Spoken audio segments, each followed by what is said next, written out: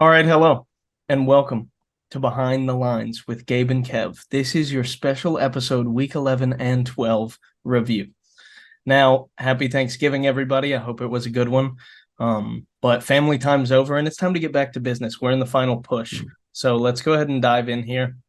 We've got Week 11, the week that I played Kevin. A lot of rhyming going on here. I swear, I'm me, not Eminem.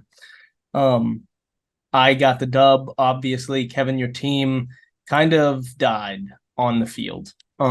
This was one of the hardest games I think that I've ever had to endure. That Thursday night Bengals Ravens game was like I felt so hopeful about it being a shootout, and like the first drive of the game, the Ravens take it down, get inside the 5 with a Mark Andrews catch, and he fucking breaks his ankle.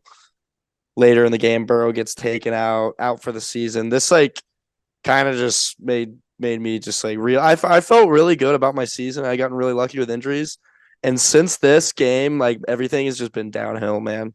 The curse of Kevin. This hurts so bad. But yeah, Yeah, either it, way, it returned, dude. The curse returned. It just waited till week 11 to finally do it.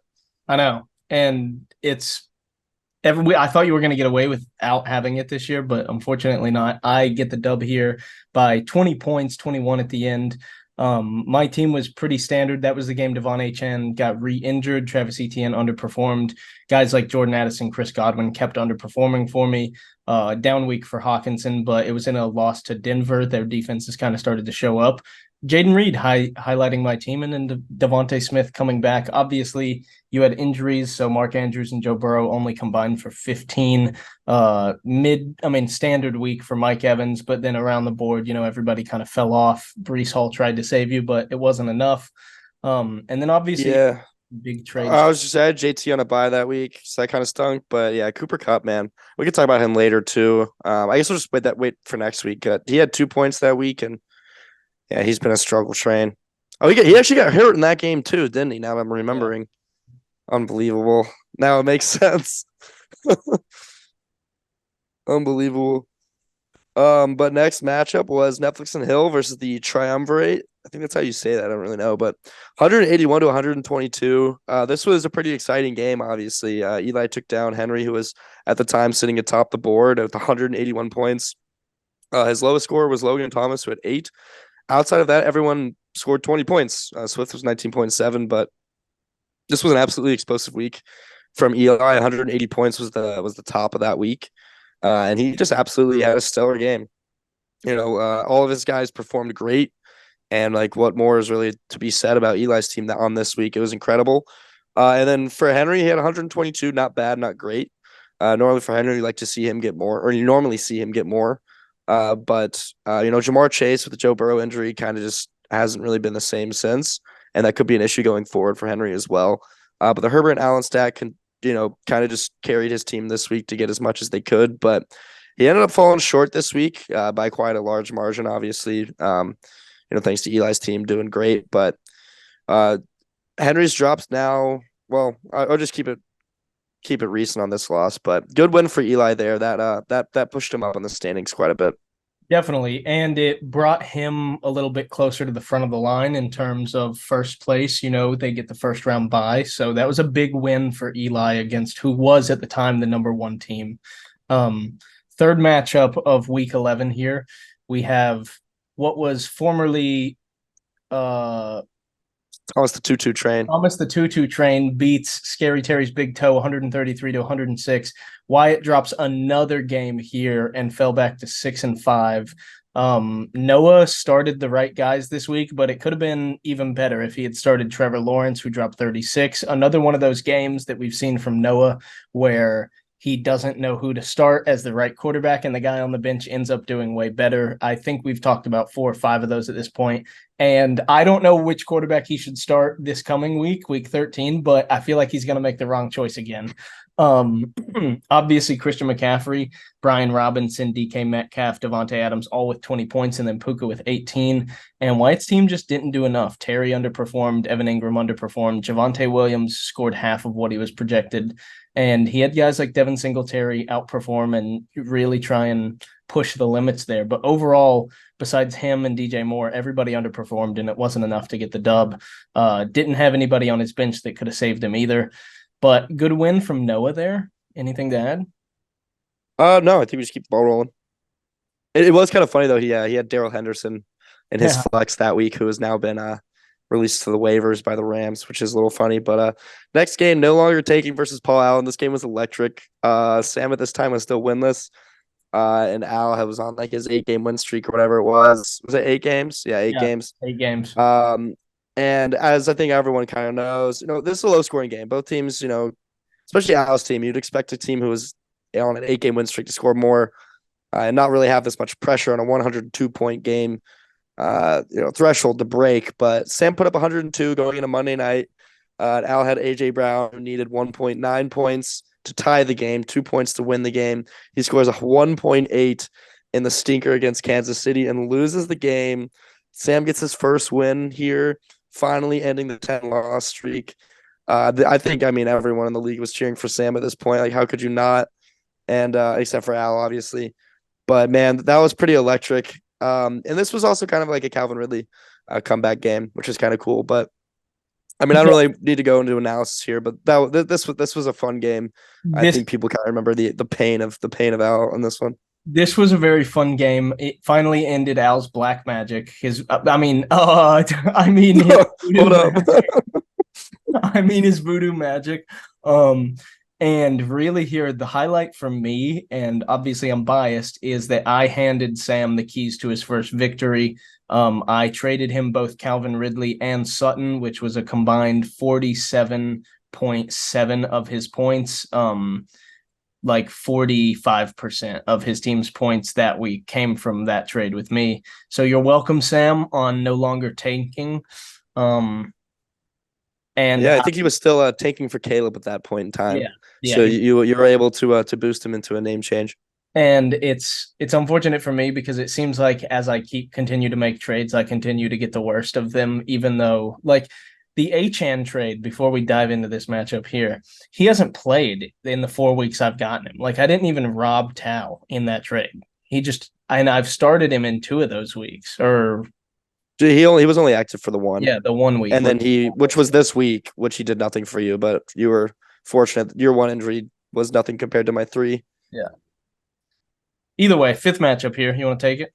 Yeah, sure. It's the Waiver Wizard and Tower of London, 109 to 89. Alex on top. He's been on a streak, and this was just another one of his games that just continued his heater. Not a dominant performance, 109 points, nothing to write home about. Horrible game from Kenneth Walker, which has kind of been a trend lately. He's been kind of returning to earth a little bit, but obviously Amon-Ra St. Brown, the most consistent player in fantasy, gets his 20 points every single game. Jaylen Warren, huge week this week, 23.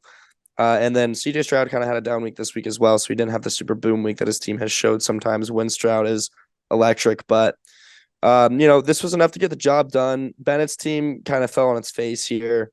The Mahomes-Kelsey stack was decent, nothing crazy, and a good week from James Cook. But outside of that, really bad. He got a stick from Garrett Wilson, which was tough. He's bounced back lately, so nothing to be worried about, obviously. And he was down Chris Olave and Drake London that week, so this was a big win for Alex. He was 0-5 at the beginning of the season, and he really has put himself back into contention. So this was a big stepping stone for him. Yeah, and we talked about it when Alex was 3-6, when he had started to mount that comeback. And I said that I thought one of these teams at the bottom was going to finish it either 7-7 or potentially, with how much of a role he's on, he could finish at 8-6 if he finishes out the season with 2 wins. But we talked about it, and he's pulled off the comeback. Some of the trades he's made, some of the waiver pickups with CJ Stroud, they've really turned on for him. Obviously, you were on the negative end of one of those trades, receiving Jettas for St. Brown and St. Brown's wide receiver 9. But Alex has done what he needed to, and he's put himself back in the position where he's gone from, I think, like 10% playoff chance to now probably above 50, because he's got some of the highest points scored in the league, maybe 4th. Yeah, I think he's sitting currently 7th, if memory serves me properly. We'll have to look at the standings, but obviously there's a lot of those 6-6 teams. Yeah. Either way, last matchup here. Baby Want Milky gets the dub over Riley Reed option in an absolute stinker of a game. I mean, both of these teams, but I mean, has Charlie been eliminated finally? Mm, No, technically not not. mathematically. Not mathematically, but either way, in this game he wasn't either. But either way, he got a dub here. Saquon put up 30 for him. I mean, which is good on the trade, but the rest of his squad is just looking rough. I mean, Christian Kirk is good, but the Jags are just hit or miss this season. Tyler Boyd is a bad option. Deontay Johnson is a bad option. Austin Eckler has looked pretty bad this season when he's been healthy, besides one or two games where he did great. And then D Hop's been consistent in that like 12 to 15 area, but you're going to need more. And Tal's team is also in a tough spot with Raheem Mostert, Tua, and Tank Dell highlighting your roster. Obviously, you have Dalton Kincaid, who's a good tight end, but that's nothing that's going to win you weeks. And then when you're starting options like Curtis Samuel and Amari Cooper, for the most part, without Deshaun Watson, he has not been great. So these are two teams who are just battling for jockeying position. I mean, I guess if Sam wins out, he could potentially not get the poop bowl bye, and he could potentially, force one of them into it. So that's what those guys are fighting for in that matchup, but nothing crazy to talk about. And I think we can look at the week 12 matchup. Yeah, I'm good to go. I'll let you take yours. Kick us Yeah, off. I'll kick us off. I got a nasty victory over Charlie, 110 to 94.6. Obviously everyone was watching Josh Dobbs, who had -7 points at one point to start the game. I had three players, I needed 8 points, and then miraculously I neted 15 points out of nowhere. Um, I thought and he was even worse than that, dude. Wasn't he like -11? he was for a bit. Like, it was bad. Yeah, but at that point, some TJ Hawkinson and Addison had both caught a couple Yeah. passes, so it was Yeah. starting to negate it. But either way, I got the dub here. My team was really consistent outside of Dobbs. I mean, ETN kind of underperforms with 12, but Ramondre with 21 looking strong. Smitty looks back in form with almost 24. Michael Pittman, a consistent guy. TJ Hawkinson, obviously tight end too. And then Addison and Godwin are decent flex options. But it takes a whole team to win. And Charlie realized that in this week. Josh Allen put up 42 points, and only one other guy got into double digits, which was Christian Kirk. And beyond that, the rest of his team just didn't put it together this week. And that's kind of what I talked about in the group chat. Charlie has the number one quarterback and has had him all year, yet is 4-8. And you can't say that it's all bad luck. He was very reluctant to trade to start the year, and he's on the edge of being mathematically eliminated this coming week. Yeah, he should have given away out a long time ago. But this is honestly like just kind of outrageous that he has a 42 point basically differential at QB this game and loses by 10 points. Didn't even break 100 points with a 40 bomb. I don't know, pretty crazy. You definitely snuck this one out. I mean, 110 isn't bad, obviously, but with no QB presence, definitely nice to get a win when your QB is in the negatives. Yeah. Very, very hard to do. Yeah. But next game, Scary Terry's Big Toe and Netflix and Hill. This was a bigger bloodbath than I had realized. 162 to 85. Pretty much almost doubles his score after Eli scored 181 last week. He scores 100 points less this week. His team completely drops an egg across the board, except for Tyreek Hill, who's the number one receiver in fantasy. So that's going to happen. But this is really bad. DeAndre Swift was in a rainy game, a high-scoring game. It ended up being just a passing game. So I guess he wasn't really in the script much, but he was terrible. Purdy didn't get the touchdowns. Jahmyr Gibbs, kind of a return-to-earth game, but not bad. And then Ayuk, mid. But then from his tight ends and his flexes, he really got nothing. You got to worry a little bit about Joe Mixon going forward. Just with the absence of Joe Burrow, if they fall behind, maybe he gets more involved in the passing game. I think it just could depend, but tough to see 8 points. And if he's not getting touchdowns, there's some worry there. But maybe they'll get him more involved in the pass game. I think they need to. And then on the other side of the ball, 161 points, dude. Jalen Hurts, 40 bomb. Alvin Kamara, 15. Pacheco, huge game. Nico Collins, huge game. This was an absolutely stellar performance from Wyatt here, and a well-deserved win. Keep him, get him back. I think he lost 3 straight prior to this, so Yeah. pushes him up to 6-6, like much needed. Very much needed. Gets a good team too. Yeah, and he's definitely up there somewhere in the top half for points scored. So if he's one of those teams that ends up at 7-7, he could also get the playoff spot. We could have multiple teams at 7-7 in the playoffs this year, which could be very interesting. And it's going to depend on the week 13 matchups, which we'll look at in a minute.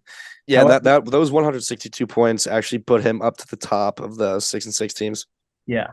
So he is the top the tiebreaker.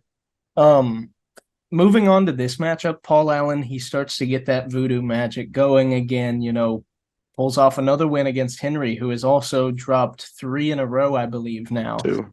Two in a row. He was 8-2. Yeah, okay. Yeah. 134 to 119. It puts Al into solo first place at 9-3 as a rookie. I mean, nobody ever expected this out of the guy. We talked about his team and said that it was boom or bust, but he's made a lot of moves since then. And because of that, his team is now very strong and quite scary. I mean, outside of George Kittle, who's going to be, hit or miss, depending on how the 49ers do and what their game plan is, Rashad White's a great option at flex, and Brandon Cooks has, been fine for flex too, especially when you have so many other players in the top 10 at their position. And Henry just couldn't get it done. I mean, Justin Herbert had a pretty bad game, 7 points under performance. And even though guys like Josh Jacobs and Keenan Allen continue to put 20 plus, it wasn't enough to get the win here. Yeah, another game of we never think that Henry lose 2 games in a row, but he's been kind of having midweeks. I mean, 120 is not bad, but back-to-back weeks, nothing great. Jamar Chase just continues to kind of stink with no Joe Burrow, so that's like definitely a huge dagger in his team. I know he had the three incredible receivers, and now it's like if Jamar's only scoring 12 to 15, it's that's just a decent flex play at that rate. So which is all he needs, but tough to see another loss for Henry. He was in first all season, and now he's dropped down to second here with this loss. And Al just keeps the ball rolling after a tough loss to Sam last week. He bounces right back on his feet and has a solid game here. Yeah, nothing more to be said. Next matchup is the Waiver Wizard and Company Monk Diff. 147 to 111. Wait for it to load here. Yeah, so huge game from Alex. 147. CJ Stroud, probably been the waiver out of the year. Brought him back. We just touched on it a second ago in his last week, but he's 6-1 in his last 7 games after starting out 0-5 and really put himself back in contention here. Jaylen Warren, after having a huge week last week, came back to earth, and then a bad week from Adam Thielen, who's really fallen off lately. But everyone else, Zay Flowers, huge game. Gabe Davis, huge game. And then Amon-Ra, like I said, he always gets about 20 points, most consistent player in fantasy. And then Tony Pollard finally getting back and getting in the end zone for the first time since week 1. So huge for Tony Pollard. And then, for Noah, not a bad game, 111, nothing great, but, huge game from Christian McCaffrey. You like to see more points when you're getting 30, 31 from your running back. But, nothing crazy from Sam Howell. Once again, he starts the wrong QB. So that's back-to-back weeks. No, he that's could have like just started 3 in a T-Law row. both weeks and been fine. Yeah, so we'll see what he does this week. This is a decision he's got to make every week. And this is important decisions. That's a 10-point swing, which didn't matter either week, but It these can are matter. important decisions. It could. When people are winning games this season in fantasy by 0.1 points, 0.8 points, 1.2 points, like 10 points makes a world of difference. It's a game of inches. 100%. And especially if you start thinking about tiebreakers at the end of the season, it's very likely that Noah's going to be in a tiebreaker. There's too many 6-6 teams. If he loses that tiebreaker by, 30 points, like how many start-sit decisions could he have made differently to have success? But huge win for the waiver wizard. He's really come a long way and put his season right back on track. Yeah, I think you covered it really well. We talked about it when we were discussing week 11, but Alex continues to roll here at 6-6, and he's doing well in points for. So he's got a shot. Moving on to 2 guys who are mathematically eliminated and do not have a shot. Sam gets a crucial win here if he is going to force either Charlie or Tal to have the poop bowl bye week. Moves up to 2-10, his second win in a row. Is something happening in the no longer tanking clubhouse? That's what fans are asking. I mean, you do have some underperformances. Justin Fields with 10, Madison with 8, James Conner with 7. Kyle Pitts, who he's been riding all year long, is just an absolute dog at tight end. Somehow he's ranked 18, and that's generous. But again, something to note: my trade with Sam, 21.9 plus 9.1 is 31 points out of his 103. I gave him 30% of his team. And I'm not throwing shade. I made the trade that I thought was good for me. I didn't do it out of pity or anything. I thought Calvin Ridley was a bust. And Sam said he wanted Ridley when we were in the trade talk. So I'll give him all the props for wanting to take Ridley there. He must have known something that I didn't. He must have had Elrose on speed dial, because I could tell you the key to that. It's Zay Jones. They got Zay Jones back in week 11. He's the deep route guy, no longer Calvin Ridley. And as soon as you bring a different deep route guy, Ridley is much more in the plan. That's at least been my assumption for what's happened lately with Ridley, because I was kind of shocked. But I mean, 50 points in 2 games. It's definitely come a long way from the absolute hole. Yeah. But yeah, beyond that, Tal's team just continues to underperform. Outside of Tank Dell and Raheem Mostert and Curtis Samuel, who had an off week at 19 points, it was really not what you want to see. A lot of injuries, and it's just not pretty. So yeah, we'll move to the final matchup, which is my matchup, which was a high scoring game. Did not go my favor though. This was the FBI versus Tower of London, 157 to 131. I actually get blown out of the water here, even though I had a solid week with the 40 bomb from Dak, and then Brees, Charbonnet, and Lockett and Cup all kind of stung for me. I got big games from Evans and JT, and then a decent game from Trey McBride. But it was good to put up 131, at least solid for the tiebreaker at this rate. At least I can be happy about that. I'm dying inside. And then on the other side of the ball, Mahomes and Kelsey did their normal 40 to 50 points. They get 40 here. And then Kyron Williams, man, just I mean, I played Kyron in 3 different leagues this week, and it was actually the worst thing ever. I managed to win 1 game, but I mean, 38 points, man. He was getting the ball every single snap. I've never seen anything like it. It was unbelievable. And then a good week from Chris Olave, who exited the game with concussions, who didn't even finish the game. And then, just consistency for the rest of his guys. So this was really painful. I thought I had this in the bag after Dak, and then things just kind of went downhill. This was a really hard loss for me because I was kind of thinking, I get the win here. Just kind of, I feel pretty solid at 7-5, especially with a lot of points scored and how many people are close. And just this is a tough pill to swallow here after having a good week and a tough loss. So, better luck for me next week. The huge win for Bennett, though, getting up to 6-6. This definitely keeps him in contention. And, it's very open in the playoff picture. I would have liked to have got this one, but here we are. Yeah, and it's very understandable. Huge game for Bennett. He moves up to 6-6, knocks you down to 6-6, and putting up 157 is absolutely going to help your tiebreaker at the end of the year when you are one of those 6-6 teams.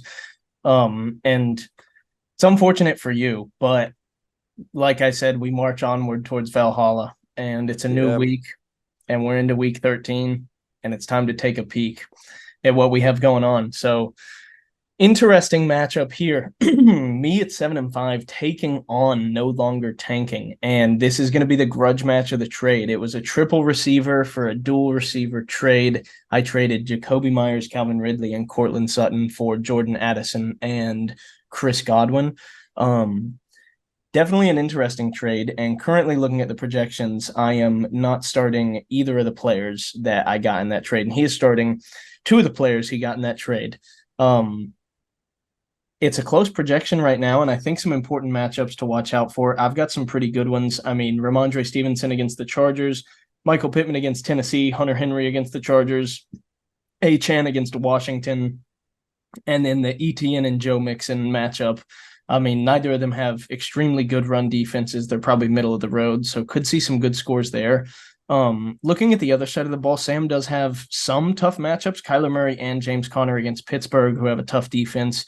Debo Samuel against Philly, although Philly's defense hasn't been strong so far. And then can Calvin Ridley keep it up? And is the Denver-Houston game going to be a shootout, or is it going to be a low-scoring game like most of Denver's recent games have been? Yeah, I think this is, going to come down to some matchups here. Sam's gotten some, he's gotten above 100 the last couple of weeks, but no crazy blow-up games. And you left out Aaron Jones against KC. That's an awful matchup. Yeah, So yeah. it's not going to help. Well, he's also questionable. It's not even sure if he's going to play. That's fair. That's fair. But I also think Philly's a very good matchup for receivers, just because you can't run on them, so you have to throw. So I do think Debo actually has a good game. And I think that there's just it's gonna be a matchup game. I think it's gonna be a matchup game, and you guys both have players on the Dolphins going up against Washington, and we'll see how healthy Achane is. Of course, I always like when everyone's healthy. That's it's good. It's good to see teams at 100% going at all times. So I hope Achane is back with that knee injury, especially as a rookie. It's just not great to see a guy who hasn't been able to play much. But this is an important game for you, especially. Sam's kind of just here for the run, just to try and get out of the poop bowl. So much bigger game for you, of course. Trying to clinch your playoff berth. Yeah, absolutely. Sorry, I had to clear my throat. Yeah, absolutely. I think this one is a big one for me. If I get up to 8 wins, that should secure me a playoff spot mathematically at 8-5. And Sam is really trying to play spoiler here. If he knocks me down to 7-6, that's a little bit closer. There are some guys who are at 6-6. There's 2 matchups this week that 2 guys will absolutely guaranteed be at 7-6, which would mean I'd be in a 3-way tiebreaker. So very big matchup for me. And we'll just have to watch how it plays out with those key matchups we highlighted. Yeah, I think we've pretty much guaranteed that if you have 8 wins, you're in the playoffs this year, just kind of how things have shaked out. 7, there will be a couple 7-7 teams for sure. So got to get that 7 point. You hit that 8 win threshold though, and you're feeling nice. As both these guys do. Paul Allen versus Netflix and Hill, currently first and third on the standings. Eli's projected 121 here. Al's projected 111. He's got Brock Purdy in what I think to be a good matchup, while Al has Lamar Jackson on a bye. So he's starting Matthew Stafford against Cleveland, which could get dicey. One very solid defense, debatably one of the best defenses in the league, if not the best. So that's going to be tough. But Eli's got Swift against San Francisco. That's not easy. Jahmyr Gibbs against New Orleans. Bijan just had a good game against New Orleans, so it's definitely possible. So he's just got to get involved in the pass game. Tyreek against Washington is absolutely horrifying. I think he gets a 30-piece here. Really no question about it. He's going to destroy the Washington secondary. Jalen Hurts is going to also have quite the game. If you have any players on the Dolphins this week, bottoms up. And Brandon Ayuk against Philly, he's got a lot of good matchups here, actually. And then for Al, Derrick Henry against Indy should be good, and Rachaad White against Carolina should be good as well. So good matchups for both these guys, and I expect this to be a pretty high-scoring game, higher than the projection says, in my opinion. I think both guys are going well over 125 this game. Yeah, I agree. I think this is potentially our primetime matchup, depending on how the rest of them go. But I give a game of the week since there's no playoff implications, just for fair. standings. Yeah. As we see in the previous matchup, Eli won the last one 146-99 back when Al's team was much more hit or miss. So we'll see now that Al's bolstered the roster, and so has Eli to some extent, how it plays out. Moving into the third matchup here, we have the Waiver Wizard taking on Scary Terry's Big Toe. Currently, Scary Terry's Big Toe is a 5-point favorite at 121-116. As we look here, there are some tough matchups on Wyatt's side of the ball. Jalen Hurts against San Fran, but obviously the tush push, he's going to get his points. Alvin Kamara against Detroit. Pacheco against Green Bay is kind of a mid-tier matchup. Nico Collins against Denver. Their defense has come alive these past 4 weeks. And then you have Garrett Wilson against Atlanta, who they have a good secondary, but they rarely seem to play like it. You'll probably see AJ Terrell matched up one-on-one with him all game. David Njoku against the Rams could put you up some good points. Terry McLaurin against Miami. That is probably going to be a bad loss for Washington, but the good news is that they'll be behind the whole game, so they'll be throwing the ball. And then Javonte Williams seems to be getting a lot of points recently. He's getting the workload, so he should put up some good points. And then as we look on the other side of the ball, CJ Stroud against Denver, another tough quarterback defense matchup. Jalen Warren against Arizona could get dicey, especially if Pittsburgh decides to lean on the run as heavily as we've seen them do it in the past few weeks. Tony Pollard against Seattle could also be a good matchup. Amon-Ra is going to get his 19, 20 points. Adam Thielen against Tampa Bay is an interesting one. The Bucs have been kind of hit or miss with their defense this year. They've either let a bunch of huge plays happen and they enter into a shootout, or they kind of lock down the defense and keep it like mid-tier scoring. So that's an interesting one to watch out for. But beyond that, Alex is starting 2 tight ends on the roster, so that's definitely something to keep an eye on. He traded Taysom for Judy today. Oh, you're right. He's got Jerry Judy. But yeah, I think the biggest matchups here, I think I misspoke earlier when I said Jalen Hurts. I meant to say Tua against Washington, but Jalen Hurts against San Francisco is going to be very key here. It's a tough defense, obviously, and it's been obviously one of Wyatt's best players. When he has a down week, Wyatt tends to lose. When he has an up week, Wyatt tends to have success. So very, very big to watch. And then I'm going to watch Jalen Warren against Arizona. We just saw what Kyren Williams did to them. Obviously, it's more of a committee there in Pittsburgh, but that rush defense is absolutely absent in Arizona. It is so bad. It's the best matchup for running backs. It's not even close. Oh, yeah. So keep an eye on Jalen Warren. And I'm going to go ahead and give it. I thought about giving it to Najee Harris, but I'm going to give my touchdown guarantee to Jalen Warren. Cashed in this week. Jalen Warren gets in the end zone, whether it be through the air or on the ground. Who knows? I think he might rip one off for 30 yards, though, but that's just a bold prediction. But guaranteed is Jalen Warren. Lock it in. Put your bets on it, boys.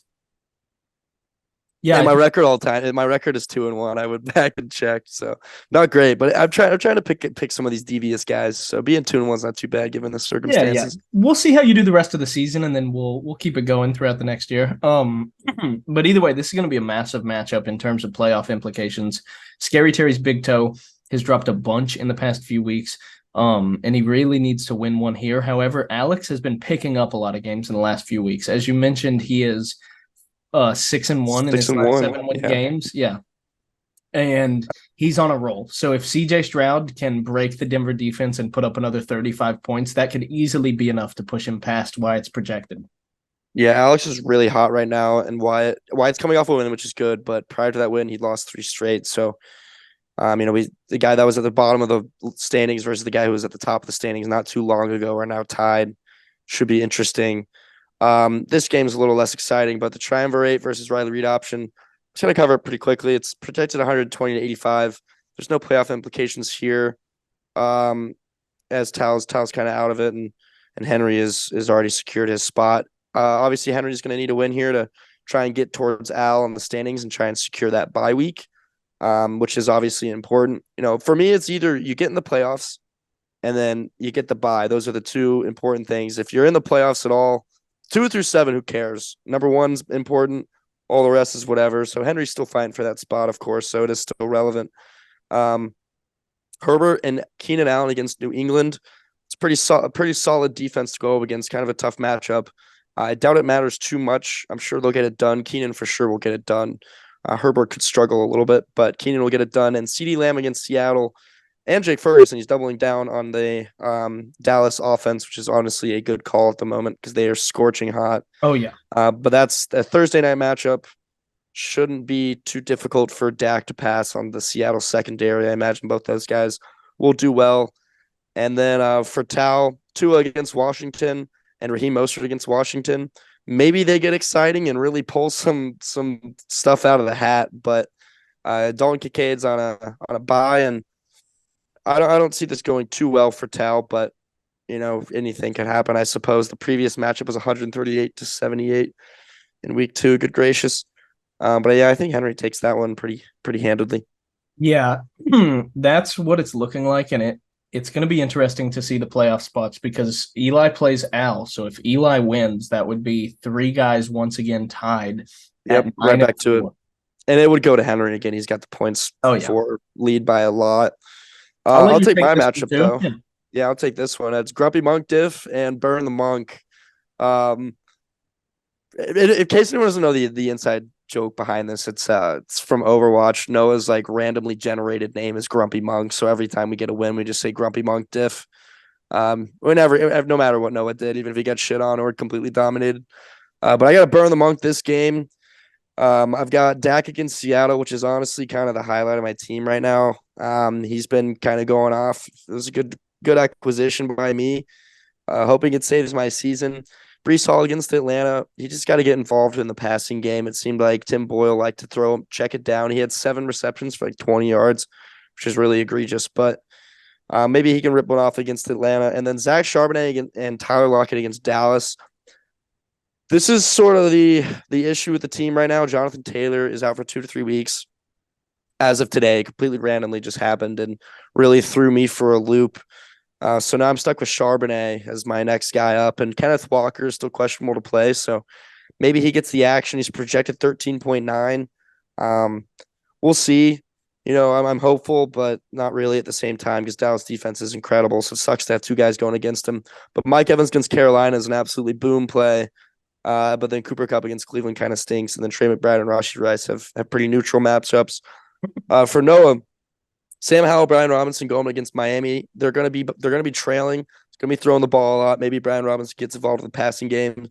Kyron Williams, man, I got to deal with him again. And Travis Kelce off the new trade. Both these guys killed me last week, and I'm dreading what they're gonna do to me this week again. Hopefully, a worse matchup for Kyron hurts him a little bit. He doubled down with Puka. So, and he's got DK against Dallas as well. So some troubling matchups for Noah. Really big game for both of us. I think if I can beat Noah here, based for his points it's gonna be tough for him to get back into the battle. Mm-hmm. But I'm really, really hoping that my team can get back in the W column. I've dropped 2 straight. Oh, I know you are, and I've been in those positions. I've been negative this year in terms of win loss record.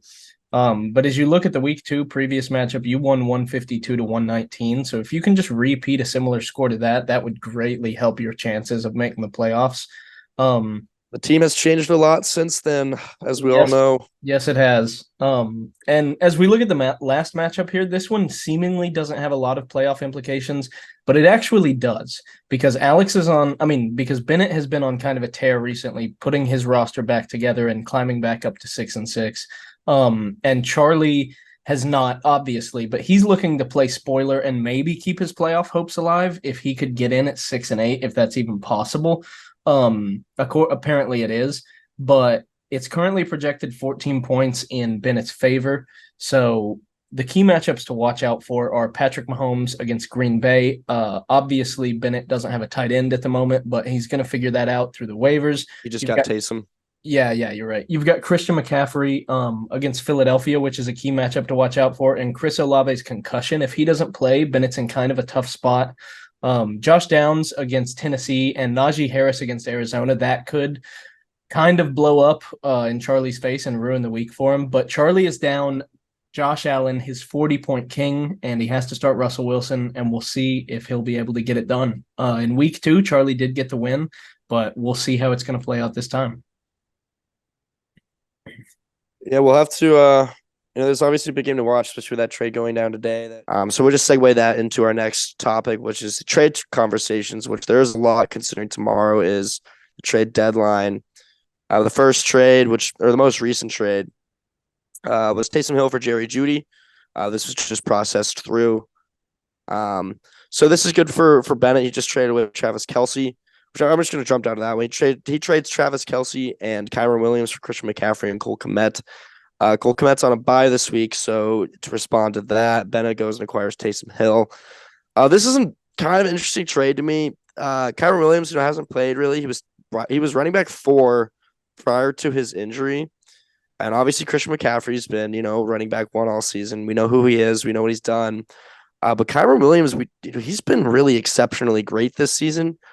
So to get like a slight RB upgrade for a huge tight end downgrade, I'm not a huge fan of this trade for Bennett personally. Maybe people see this differently, and maybe Kyron ends up being worse than I imagine he's going to be. But his first game back from IR, he drops 40 points.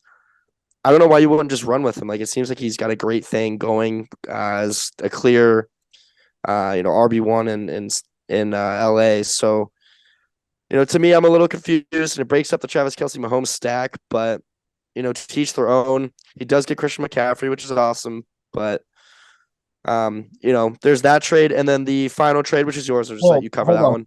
I wanted to say, Go ahead. that is a really interesting trade to me because not only the way that you break it down is, very logical, like slight upgrade at running back for a huge downgrade at tight end. But more than that, which is something obviously everybody knows that I value, is you're breaking up one of the best stacks in fantasy football, Mahomes to Kelce. Kelce just, I think, broke the number one tight end spot. Hawkinson's at 2 now, last I checked. So it's interesting to me. And Kyron Williams, I saw him play and put up 40 points, and it made me regret Jesus Christ, it made me regret ever trading him.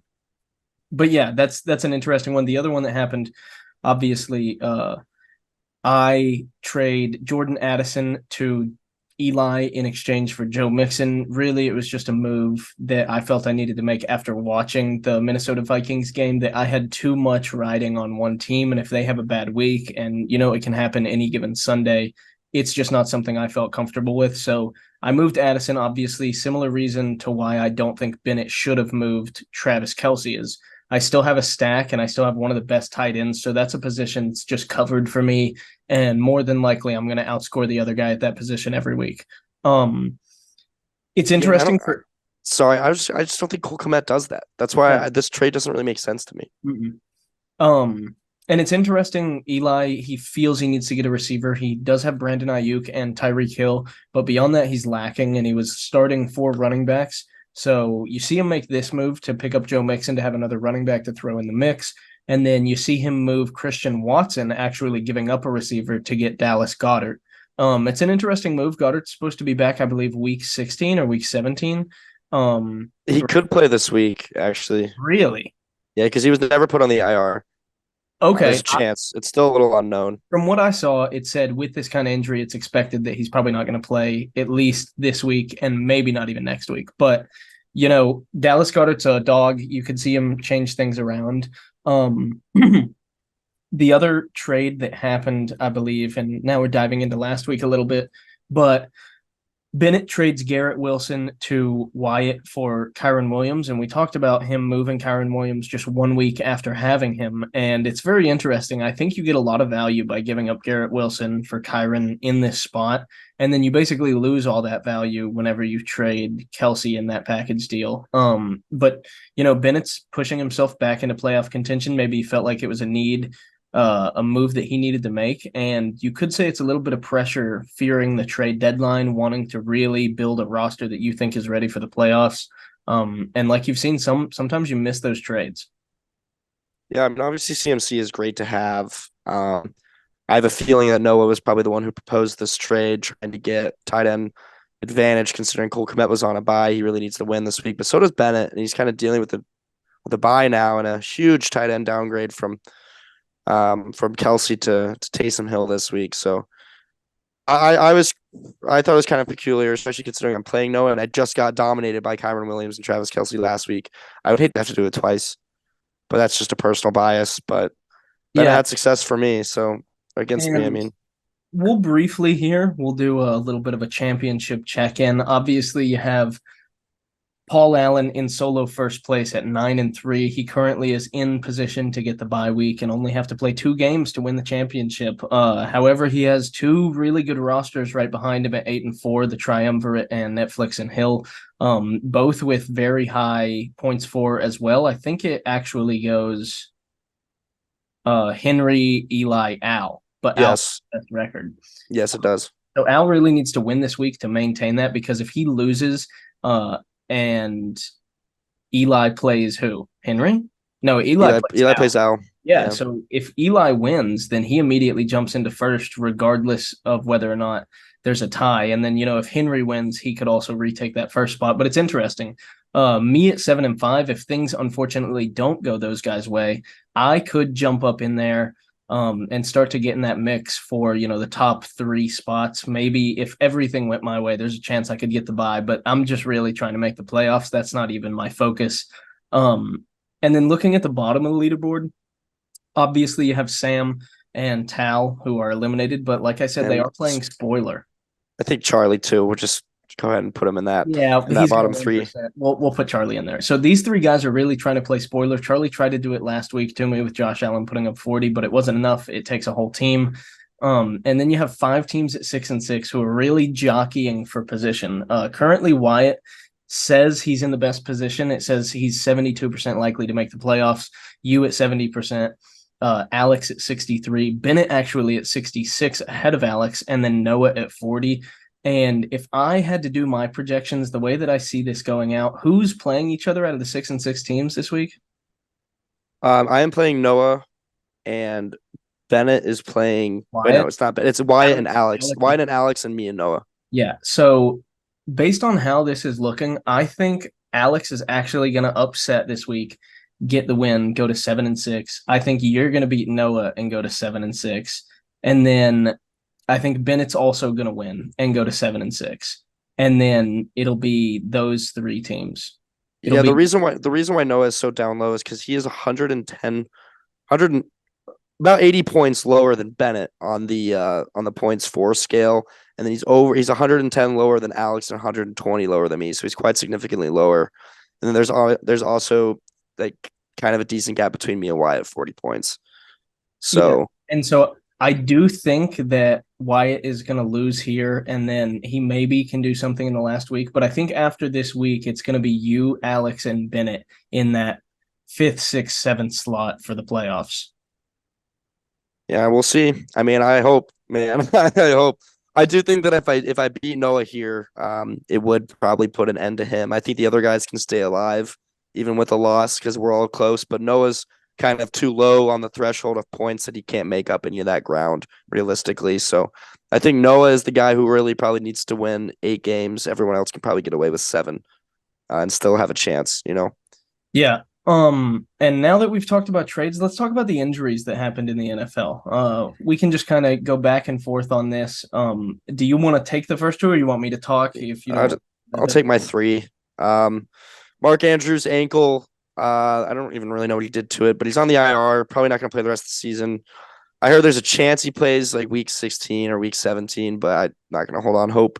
He is on my IR just in case. Joe Burrow's out for the season with ligaments in his hand, and Jonathan Taylor is undergoing thumb surgery. He's going to be out 2 to 3 weeks, so he could actually theoretically be back for the fantasy playoffs, which is very good for me. I'm very hopeful for that. It would be nice to have him back, of course, but it sucks that he's out for the rest of the regular season when I desperately need him. And then I'll take this one too. He's also my guy. Kupp had a low ankle sprain in week 11, which required him to exit the game. And then he sucked in week 12. So I was just curious if maybe that was still the lingering pain, but who knows? I'm going to start him anyways this week because I have to. But yeah, those are all my guys. Just scratch the floor right off the rip. That hurts. Yeah, and that's tough.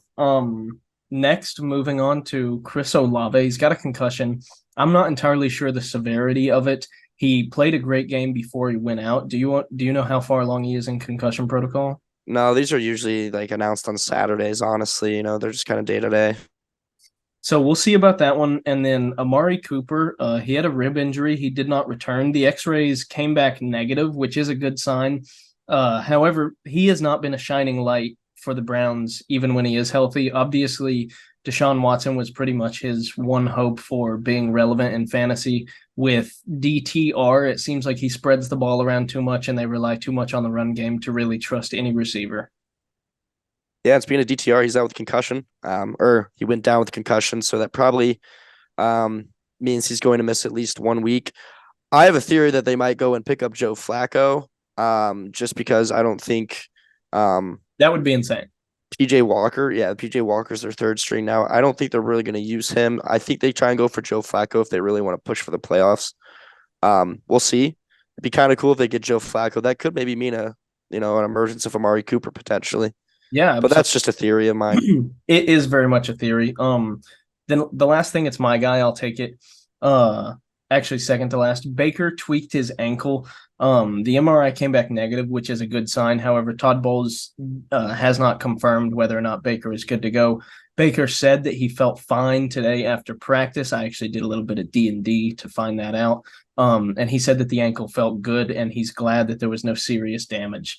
So I expect him to play, and I'm going to need him to with Dobbs on bye. This is a big week for me. I'm kind of putting out the B team. I have Dobbs, Hawkinson on bye, and then I had Addison on bye too, who I just traded away. So this was a significant week for me, and I need to win. And then the last guy who's also injured potentially for me is Devon Achane. He should be good to go this week, but there's, a high likelihood that he's going to be limited in terms of snap count or maybe touches.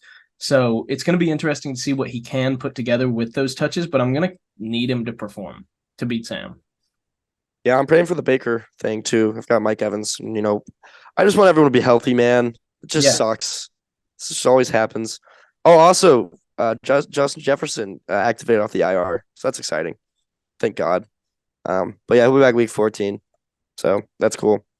But moving into some of our quick hits talking points, Kevin, you want to take the first one? Yeah, so I went. My first one was the touchdown guarantee, which I gave earlier, is Jaylen Warren. I thought about going with Najee Harris here, but I wanted to be a little bit more exciting, not go with the old tank. I do think that Najee Harris 100% gets in. I think Jaylen Warren, could also get in as well against that Arizona rush defense. So I think it's a little bit more cool or a little bit more exciting. And I also want to say I think Mike Evans gets in the end zone this week yet again. He's going for the 10th touchdown this season. He's got the Carolina Panthers. He destroys them. Remember week 17 last year? I know it was Tom Brady, but he got 3 touchdowns against them. He destroys that secondary. And little second point there, and I'm just hopeful for him this week. I need him. But the guarantee is Jaylen Warren. And then you're not putting the others on the guarantee. I thought you were going triple action here. No. Just Jaylen Warren's the guarantee. The other ones are just my most probable. If you want to go for an exciting parlay, you can. Because I know I'm going to. And then I'll take the second one too, which is Kyren Williams, and how much I just realized I hate him for being good at his job. Kind of ruining me here in a couple leagues. And he's getting passed around. He's been on 5 different teams now, and he is incredible. So I don't know. I hope you guys who traded him away, I hope you sleep tight at night, because man, I wish I could get my hands on him. He was nothing but a piece of gold that I was able to move for another piece of gold. So you guys passed him around like a whore. Sorry, man. The next point, which we kind of discussed when we looked at the standings, but there are 5, 6, and 6 teams, and this really could shake up anyway. I mean, obviously, I gave my projection of how I think the 5, 6, 7 seed are going to play out, but anything can happen. I mean, we've seen teams just completely underperform. The league low record has been broken this year. The league high all-time record has not been broken, which is held by yours truly at 192.8. But it's interesting to see 5, 6, and 6 teams. Anybody can make the playoffs, and you're currently one of them. So do you have any thoughts? I'm nervous. I'm not going to give predictions because I don't want to be that guy. But it is an awful feeling. I was 6-4. I felt pretty damn good. I was sitting third on the standings at one point. I thought maybe I could make a push for the bye, or at least make a push for the 2 seed. And then, man, things have really not gone my way. And, injuries happen too. We still got 2 more weeks of the regular season. Injuries happen. I tried to go to Al to try and get Bijan today from him, and he said he needed to roster 3 running backs. And I was a little salty, but I could see his point because I only had 2 and one goes down, and I'm screwed now. It's definitely a nerve-wracking feeling to be 6-6. I think everyone would agree with me there at this point in the season. Yeah. In my struggles this year with injury, I can definitely relate to what you're going through, and in a couple of weeks because of that. It's hurt me and it's hurt you. I was starting the season off so high and bright at 2-0. I was like, oh my God, this is my year. I never thought I was going undefeated. I'm not foolish. Yeah, of course not. Before. You never know when it'll come, man. I was sitting in a bar on Thursday night watching the Browns, Ravens, or Bengals, Ravens. All of a sudden, couch, right there. My world comes crumbling down, dude. You never know. Yeah. Next point, Al, we talked about this. He's in solo place. How is he doing this as a rookie? I mean, we've talked a lot because we've heard a lot through the rumor mill and through the news reports about how much effort Henry has put in. Very, very eerily similar to, like Mike McDaniel's, some sort of specialty in the brain where he locks in and just really hammers home. And he's shown up. I mean, from having the worst record last year and being in the poop bowl, almost losing, to now being almost, I mean, in the number one seed for most of the season, and now just because of a couple of bad weeks, you've lost it. But nobody's talked about Al. Nobody's talked about Al. I mean, what has he been doing? We've talked about the voodoo magic and we've made jokes, but when you break it down to brass tacks, Al is a rookie at fantasy football who has never played before and not an NFL fan. And he's in first place and he's built a good roster. I don't think he's done it through luck either. He's made a lot of trades. He's picked up guys off waivers and, he's gotten a helping hand here or there. A hint, Tank Dell. Does that ring a bell, Henry? Is that come back to haunt you a little bit now? But either way, what do you think? I mean, yeah, that and no injuries, of course, nice. Never gonna hate a guy for getting no injuries. That definitely is part of it. But he really has put together quite the squad, and hasn't had to deal with too much adversity. So he's kind of just sat with them and kind of rode them all season, and they've been all solid. Obviously, he has his low weeks, and he's squeaked out wins, and then he has his really big weeks and has dominant wins. So he's definitely going to be a guy to contender. He's 100% a contender. I don't think anyone's writing him off anymore. But I think all these teams, man, I don't know who the hell's going to win this thing. Getting the bye is going to be massive this year. I think last year we all kind of knew Bennett was the obvious favorite. Bennett had the obvious bye. Things are definitely quite a bit different this season. The league is much tighter, and I'm enjoying it. It's competitive. Yep. Everybody talks all the time. 100%. Well, I'll tell you the next point, which is Charlie and Tal being eliminated officially. 9 teams remaining. Then there will be 9 teams remaining for the final 2 weeks. So best of luck to everyone. The last 2 teams will be eliminated after week 14. So finish strong. Yeah. It's really interesting. And then the next point, obviously I'm 7-5. I asked this question because, it keeps me up at night. I wake up in cold sweats thinking about it, but I'm 7-5. Can I secure my playoff spot this week? And I really need to, because I go up against Henry in week 14, and I don't like my odds at this moment of that. I mean, maybe things change in a week, but the trade deadline is tomorrow at noon. By the time most of you listen to this, it'll have passed, but I'm nervous, to say the least, because if I drop this one and then I drop to Henry, I finish at 7-7, and I'm not looking hot in terms of tiebreaker. So I've got to be.